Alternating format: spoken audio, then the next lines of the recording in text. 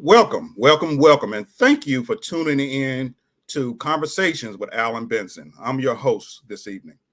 Today, we're going to discuss the roads travel, Black men working and excelling in corporate America. Now, the doors of corporate America were closed to many Black Americans until the 1960s, and corporate America presented a lot of Black Americans and people opportunities to earn higher incomes. Now, while many strides have been made since that time, we still have a distance to travel. Now, to discuss how Black Americans, and particularly Black men, navigate and excel in corporate America, I have a special guest and friend, Mr. Crawford Owens. Now, Crawford, he is the Executive Vice President and Global Client Executive of Rizing, a global systems integration and software development company based in Hartford, Connecticut. Now, just prior to his current role, he served as the head of Rizing's Global Business Development Division.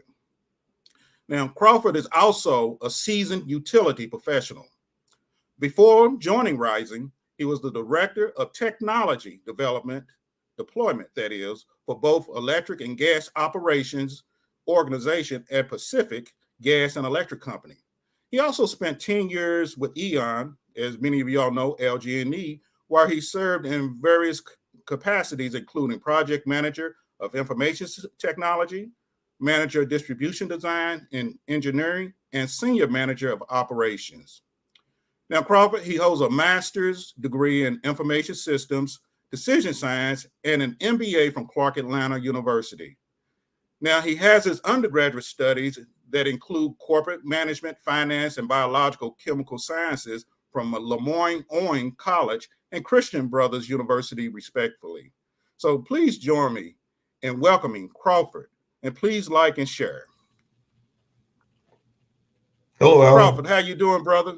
I'm doing good, man. Doing real good. How you doing?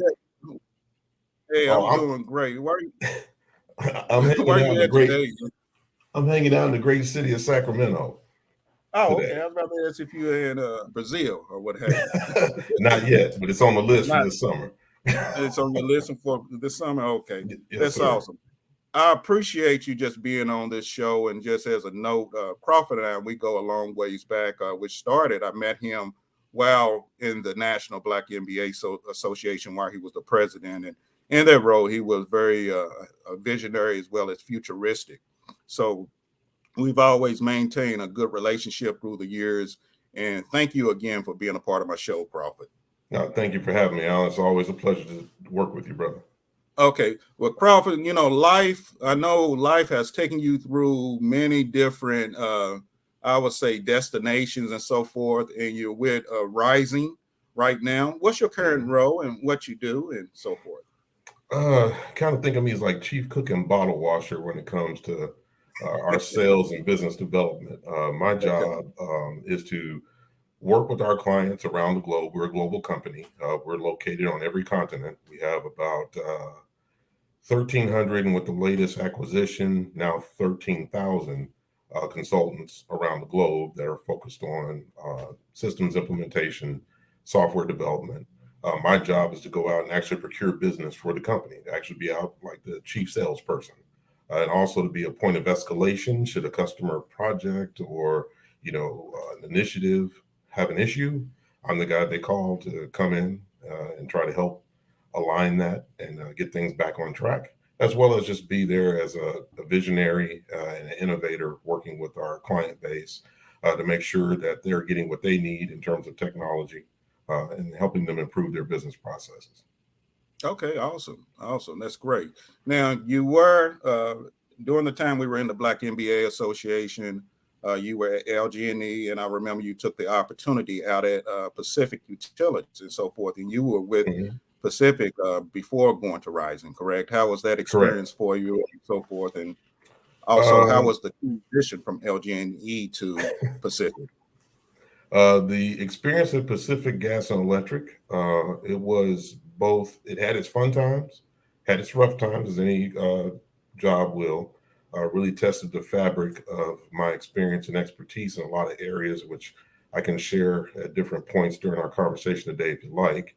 but also the transition from going from the traditional corporate structure over to a consultancy it was a big transition.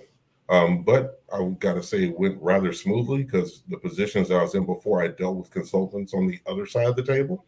So I tended Mm-hmm. to take the philosophy of working with people the way I would have wanted the consultants to work with me when I was on the other side. And that Mm-hmm. helped ease the transition. Okay. Well, that is great. So, Crawford, I know you traveled many paths and so forth, but what really inspired you or motivated you to really achieve and go after your goals and your dreams and so forth in your walk in life? I was scared of my parents. I'll be Me honest, too. man. I was scared of my parents. My father was a non-commissioned officer, the United States Navy.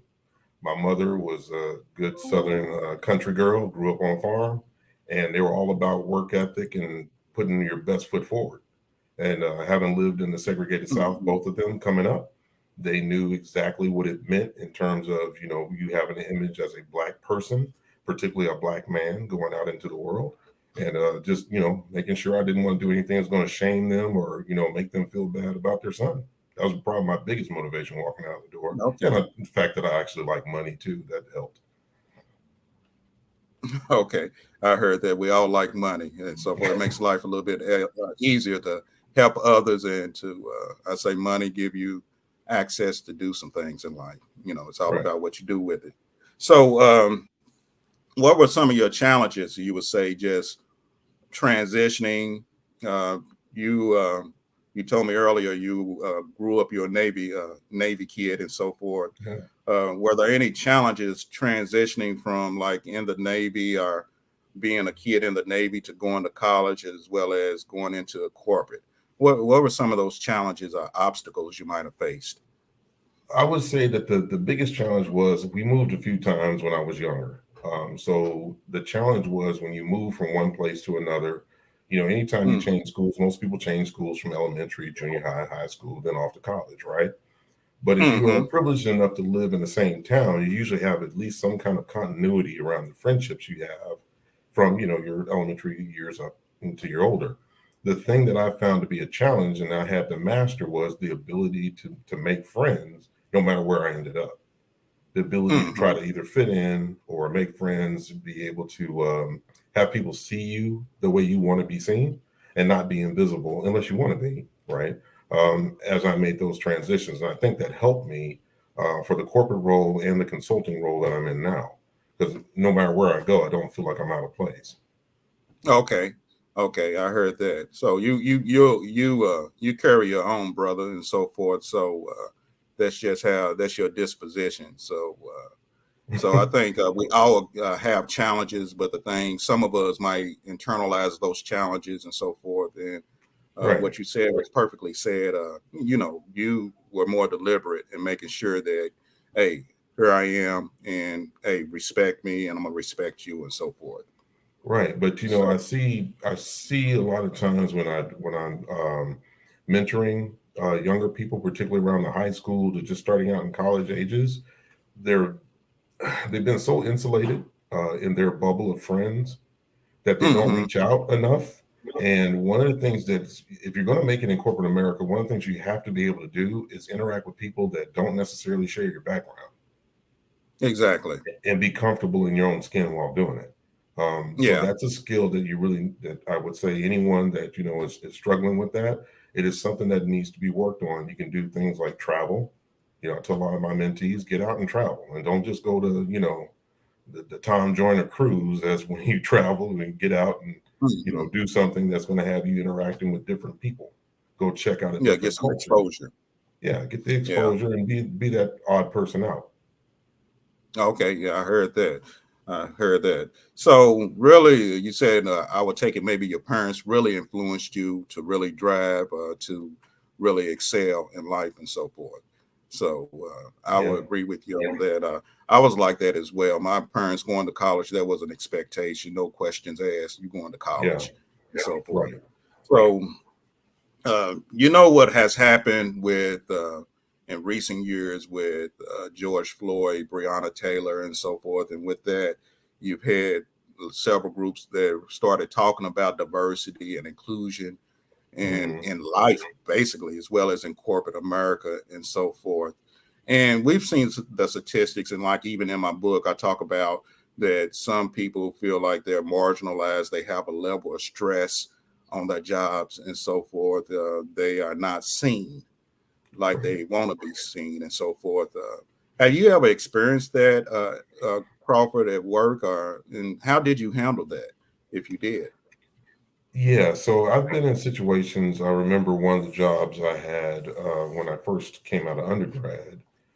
Won't call out the employer because everybody know who it is. But when I came out of undergrad, I had a real issue with being seen as equal because of my youth. A lot of other people in management were old enough to be my parent.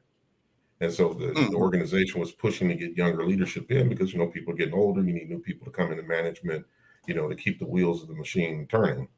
And so it was a problem with, being seen and being heard. So what I chose to do was rather than, throw a fit or, act like, well, they don't like me and whatnot.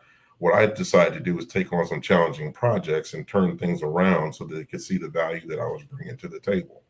And then by able Hmm. to do that, that gave me a louder voice because I could do things that I was skilled in areas that the older managers were not. They didn't have the computer science credentials that I had, for example. So I was able to do some automation and things to make it easier on the clerks that were working in Hmm. that position. So that afforded me the opportunity to have a bigger voice. So, Hmm. and then the other thing is if you happen to end up in an organization, because I've done this before too, it's just not a good fit. For whatever reason, it's not a good fit. I tell my mentees this all the time. If you can't change the attitude, change your latitude. Go find somewhere else to be. Don't stick around Exactly. places where you're not wanted and valued. Waste your gifts on people that don't appreciate you. They don't appreciate it, somebody else will, and they'll probably pay more too. So take that bad experience, get it down on the resume, make it look real good, and take on off down the road and do something else. Okay. Hey, well said. Well said. So when we're talking about corporate America and so forth, and people are saying that they feel certain ways, doors of opportunities might be limited or what have you, what challenges do you think that we've faced as African Americans, and particularly African American men in corporate America, and what are some of those solutions to those challenges? And I think you've already touched on some of it. Yeah, so that's a multifaceted question, and there's a couple different ways to approach it. I'll try to sum it up in a few. So the first one is in terms of the challenges for African American, particularly men. The One of the things is you have to shake off what is being viewed on BET, World Star, Hip Hop, or name whatever else is out there, and the internet and social media as the image that people are trying to portray of the black male. We have to own our image. So, and you have to do that within corporate America. So it's about how you show up. It's about the word choice that you use when you're having conversation. It's about the type of people that you find yourself in communing with when you're having different functions. And it's not trying to stay away from the crowd. One thing I noticed when being in corporate America, particularly, as you go into management, we end up in situations where we may be the only one or one of a few in the room, right? Hmm. And so when you look at it from that standpoint, we have to make sure that we also let others know that although we may want to work together, commune together, and network, which is very important, that's a part of the aspect of networking. That's all Black people in corporate America, not just the males, but the ladies too, because everybody's got a different role to play within the corporate machine. And we got to work together to make sure that just like the other groups do, when they go into their community, we have to work together. But the other thing is not being afraid to interact with the other groups that don't look like you. Because sometimes Hmm. people are just comfortable being with their own all the time, and you can't do that and project that you have the ability to be inclusive. Because when you're working in the corporate arena, it's a microcosm of the outer community, right? And so you have to be able to interact and network with all types of people to get the job done. Because at the end of the day, you're there to add value to the company so that the company gets a return, because that's why a corporation exists. Hmm. Exactly. Well, Crawford, I've been knowing you for some years, and you've always been consistent. i.e., you always kept it real.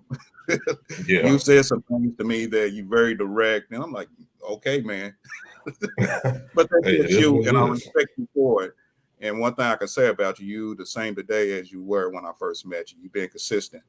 With that said, with being direct and so forth, do you think some people might have issues with handling the truth? More importantly, do you think they might have issues in knowing how to process that truth in order for them to excel or to move to that Mhm. next level in their career? I do think that people have a problem with the truth because, the old expression, the truth hurts, it does. I was talking to a group of students in engineering with NESB at the San Diego chapter a few years back. Mhm. And the question came up from one of the students in the audience about, well, how do you feel about, racism, in the corporate America, and it's the basic question that comes out. So, well, it's real, it's there. Now, I said, but even though that it's there, that doesn't mean that every situation that you end up in, where someone dislikes you is because of racism. It could be something that you are doing or not doing that's causing the other person to have an issue with you, because we are human beings, right? At the end of the day, and people have emotions, and everything's not always tied to that, right? So, what I Mhm. said to the students in that conversation was, look, if you show up late to work every day, that's not racism. That reason why people don't like you. They don't like you because they can't depend on you because you're not showing up on time. If you're the first one out of the building, a team is working on a tough project, whatever. You're like, oh man, I got basketball, or I got to go swimming, I got to do this, I got to do that. And you out the door at 5, and everyone else is working, 6, 7 o'clock. The issue is not racism. The issue is you're not showing up. You're not working with the team and considering the team. Okay. But by the same token, you can have situations where you're not afforded opportunity. You can have situations where, people are picking at you, and then you're doing all the things you're supposed to do. But you get that uneasy feeling that's like, I just can't quite put my finger on what this problem may be that I'm having with these individuals. Sometimes that's true. You have to take a step back and understand, is it truly the other person has an issue truly with you because of who you are? Or is it because of something that you may or may not be doing as effectively as you should? And a good Mhm. mentor will tell you when it is one or the other. And it's good to have more than one person as a mentor so you get a balanced opinion around what you may or may not be doing, Oh yeah, if that and makes I any think sense. some. Oh yeah, well, I agree totally with you because a lot of times we got to look in the mirror and ask ourselves, what are we doing? What have I done? Oh It's yeah, not everybody. One thing I personally don't like is when people always point the finger at the next person because, like what you yeah. just mentioned, sometimes you got to peel back that onion to really see, get Hmm. to the core or root cause of that problem, man. So, with that said, Crawford, you're an executive. I've seen you rise through the ranks through the years. What are some of your keys to success, just in making it within a corporate arena, or just work and life? What that might Yeah, be, but when I say keys to success, we always going to have our ups and downs. But really, what marks the character of a person is how they handle their challenges, their downs, and yeah. so forth. But what are some of those keys to success to you? Well, a couple of things that hold true for me and that I've always fallen back on over the years are, number one, being true to myself. I need to Mm, be comfortable with the person that walks out of the door and comes back in that door, when I leave in the morning, when I come back in the evening.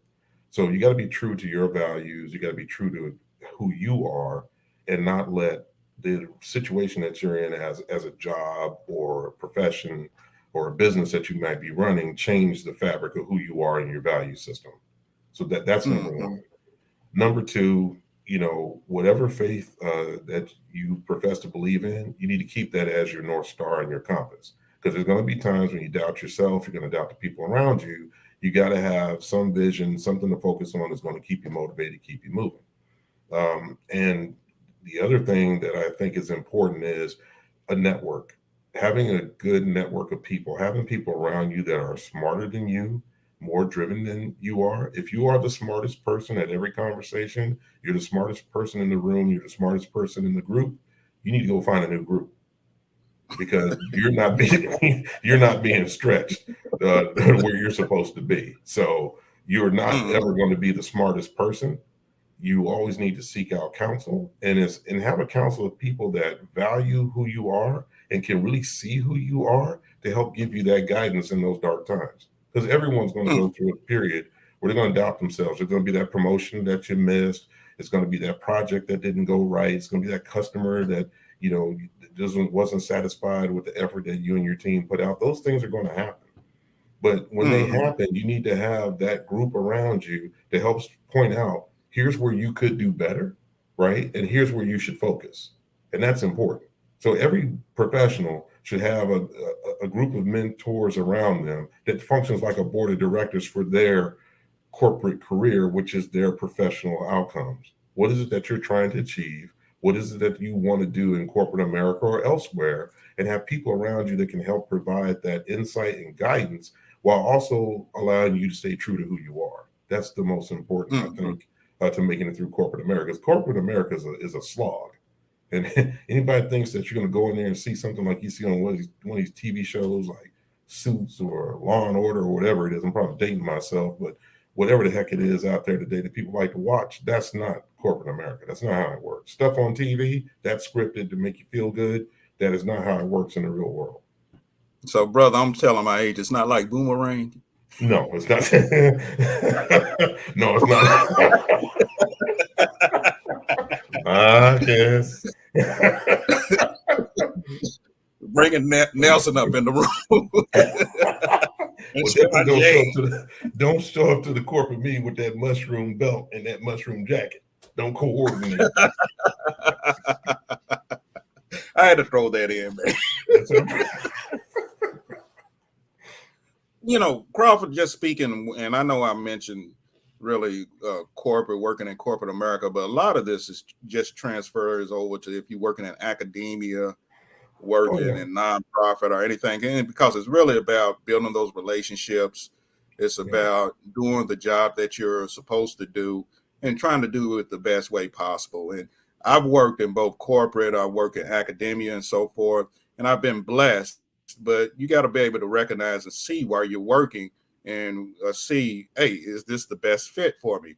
Not everybody's going to embrace you. Not everybody's going to like you. That's just life. I got some family members that don't like me. So I got some family members I don't like. and vice versa. So, I mean, that's just life. You can't expect everybody just to love you and so forth. But also, what are some guaranteed keys to failure in corporate or just in life or what have you? We can just say not doing nothing is the first one.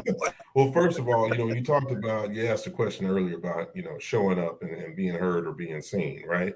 If you're always the person that's ducking, trying not to be seen, you're actually shining a bigger light on yourself than ever. If you're the person that's always, going to try to slide to the back or slide to the left and out the door, that's not good for corporate America. The people are going to pick up on that real quick, that you're not dependable, you're not reliable, you're going to be out of there. And that's anybody. Another key factor is not knowing how to network. That is the death of anyone that wants, if your goal is to climb in corporate, you got to learn how to network. The other thing you got to learn how to do is keep your mouth shut. Like I said, you don't always have to be the person that has the answer, the smartest, to show everybody how smart you are. Sometimes in the corporate arena, people will put things out in front of you to get you out there on the ledge so that they can, basically cut the shelf off behind you and watch you drop. And part of that is having too much mouth. Sometimes you just need to sit back and have a nice, refreshing cup of what. Well, what we say sometimes, you're talking loud, ain't saying nothing. Exactly. So, keep your mouth shut. Okay. Because it's much better to be more profound when you know the facts and state what needs to be stated and back off than it is to get into a contest of trying to prove that you're the smartest in the room. And also be able to identify when the odds or the deck is stacked against you. Political savviness is key if you're going to make it in the corporate world. You got to know when a setup is coming. It's a competitive world in corporate, right? It's competitive in life. And you got to know when someone's setting the stage basically to set you up so that they can take your position or, remove you as an obstacle from what they're trying to achieve. And that happens. Exactly. There's only so many positions at the top and everybody wants them. And some people are willing to do Exactly. almost anything to get them. So you got to know when you're being set up. So sometimes keeping your mouth shut works very well as a strategy. It's like playing a game of chess. You got to be able to maneuver at the right time and right That's right. place. So, just to segue into that, I know people always used to say you got to know how to play the corporate game and so forth. Mm-hmm. How do you take that when people say you got to know how to play the corporate game? And what is that exactly, man? Well, when people say play the corporate game, what they're basically saying is knowing the politics of how things work. The There's written and different unwritten rules. yeah, the unwritten rules. Like, everyone will tell you, well, if you got this degree, you got your PMP, you got such and such a degree, you got this certification and blah, blah, blah, then you should be able to go into management and make your way up. And then you see people with PhDs that never make it beyond individual contributor or supervisor. And you wonder why that Mm-hmm. is. Well, one, they didn't have the network, right? Number two, no Mm-hmm. one coached them or taught them how to be politically savvy as to not step in it, in various situations. The third one Mm-hmm. is sometimes you got to blaze your own path. Some of the Mm-hmm. most challenging things I was handed, I turned lemons into lemonade. You give me a Mm-hmm. department that's in free fall, the people are at each other's throats. If you turn that around, right, you become a bit of a rainmaker, so to speak, within corporate history, right? That Mm-hmm. company looks and says, well, this guy can do something. Now, here's the good thing about that. No good deed goes unpunished. So guess what you get the next time? The next problem project. But if you're the type of person that you're confident in what your abilities are, you understand the political arena, you have good mentors around you and a good network, you can take on those challenging projects and turn those things around and really establish yourself as value add in the corporate arena. Yes. I know that a lot of corporations are looking for people that can think independently as well as solve problems.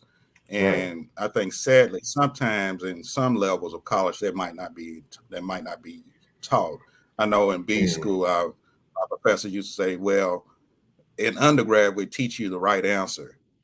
Well, in graduate we teach you to question the answer, and so right. forth." So I think That's right. that's on point, Crawford, what you're talking about, and so forth. So just moving on, you know that historically there's been challenges, and I would say for African Americans in corporate America and so forth. They talk about last hired, first fired, and so forth. Hmm. What do you feel, if any, are some of the biggest challenges that African Americans and me, and particularly me, and might face in corporate America, whether it's real or illusional, and what are some of those solutions and so forth, and what strategies would you give or talk about for if that's your goal to move into the C-suite? What strategies or advice would you give a person to really step into that role or to grow into that role? Wow, it's a really good question, Alan. It's a complex one. So let's start with what are some of the challenges, right? One of the biggest challenges I see is that the network amongst professional Black men, particularly, is not very good. It's not as broad as it should be. Um, and as I came up through the ranks over the years, I saw too many examples of, the I made it, and I'm good kind of people. So, they would see a brother, trying to come up, they wouldn't extend an olive branch to help. They wouldn't give good sage advice to help them along. It's kind of like, I got mine, you need to be trying to get yours. There was too much of that, particularly with our generation going into corporate America. There's too much people trying to be like, I'm the number one Negro on the yard or whatever. That doesn't work. Mm-hmm. That's not sustainable because you need that network.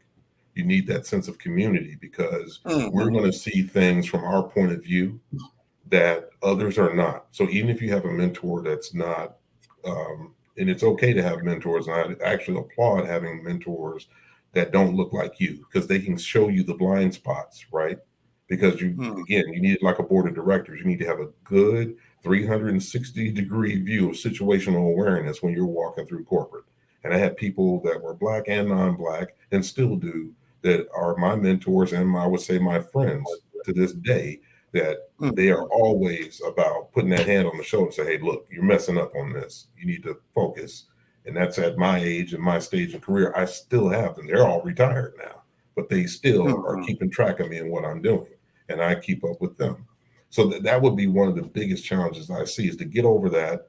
He needs to go get it on his own. You need to establish that network. I intentionally, and always have done, is reach out to other African American males and females throughout my career, making sure that they knew that, hey, if you need to talk to somebody, come talk to me. I've given them unsolicited advice. If I see them, in a certain situation, I'm going to go give them that counsel. If they want me to mentor them, fine. If I got time in the schedule, I'll take them on.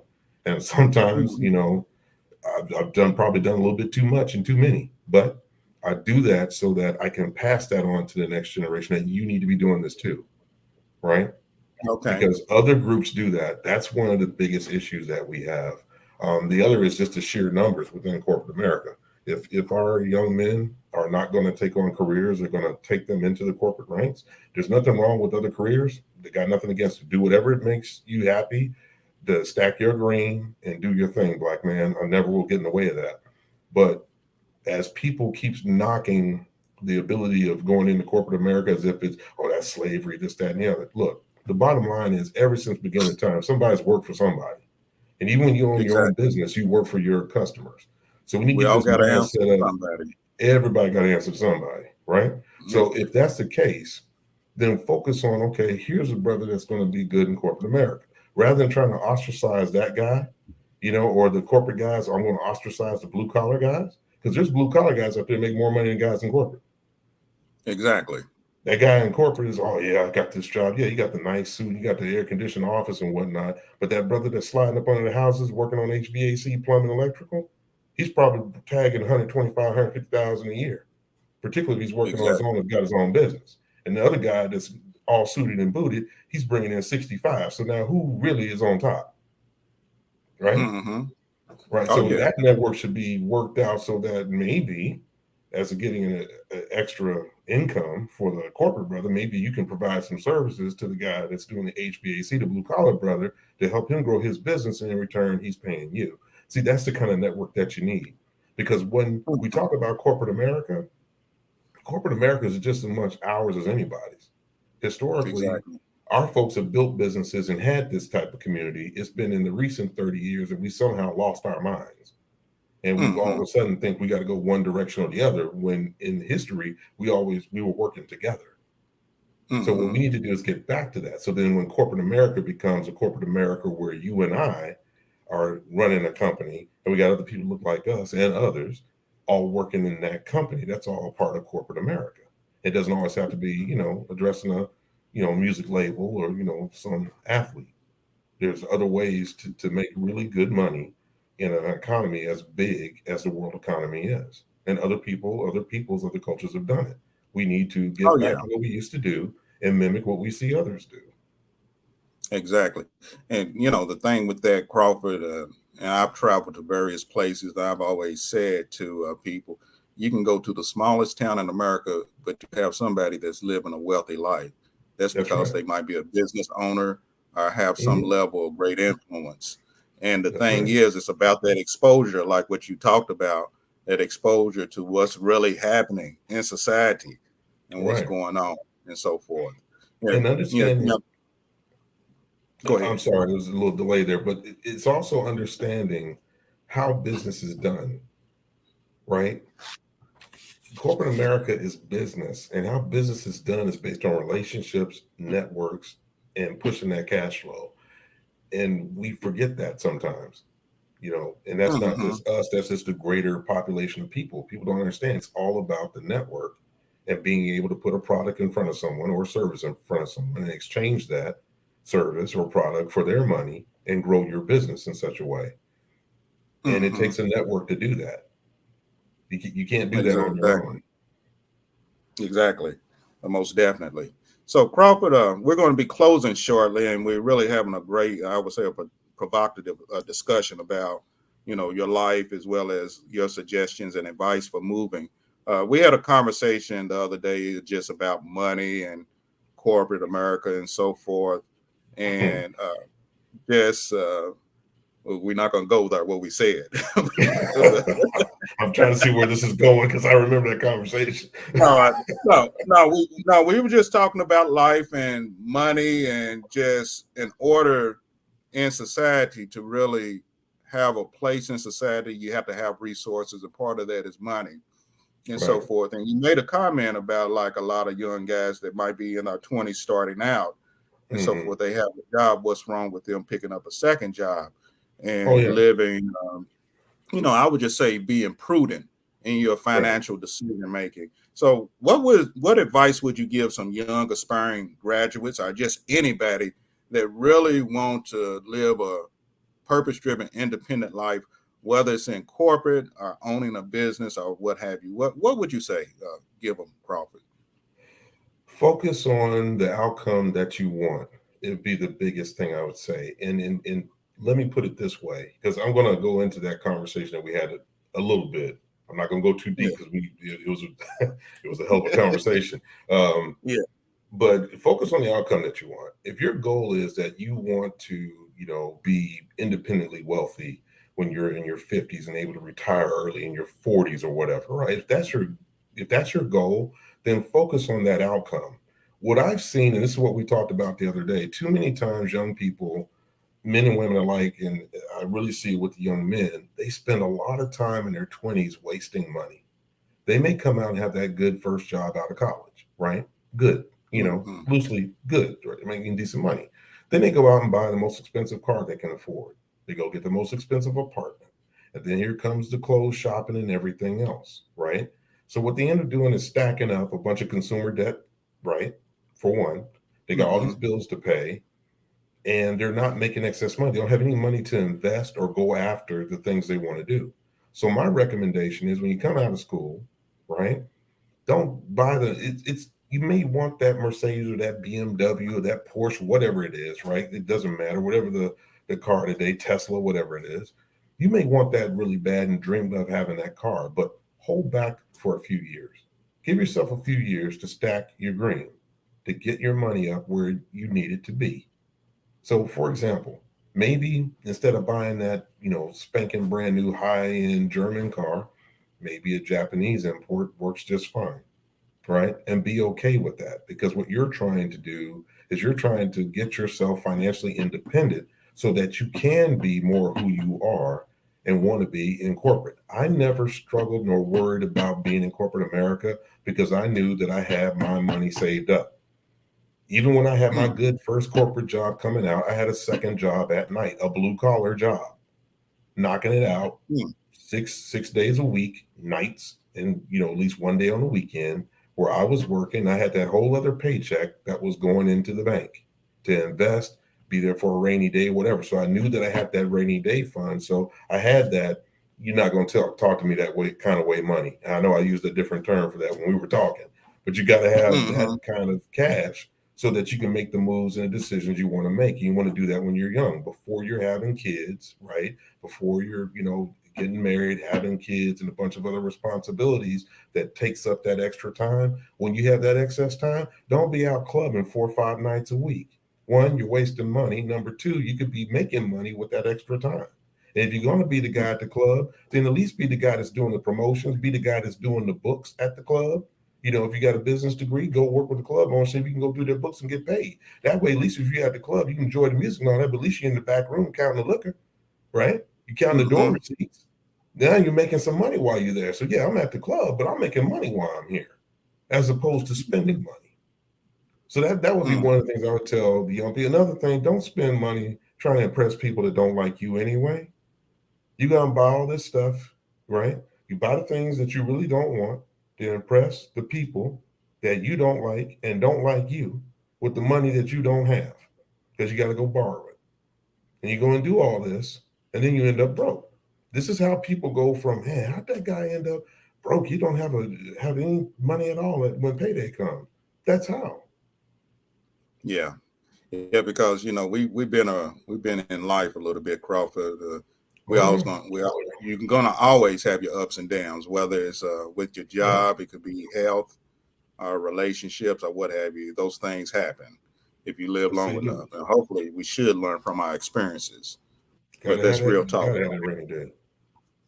Oh, most definitely. So we have people where it look like we're coming out of COVID. What advice will you give some young graduates just coming out of school that's looking to, make that big splash within corporate and so forth? What would you say? What would you tell them? What do they need to accomplish within their first 90 days on that job? First 90 days on the job is, I would say, the first thing, most important thing is understand the corporate culture where you're going.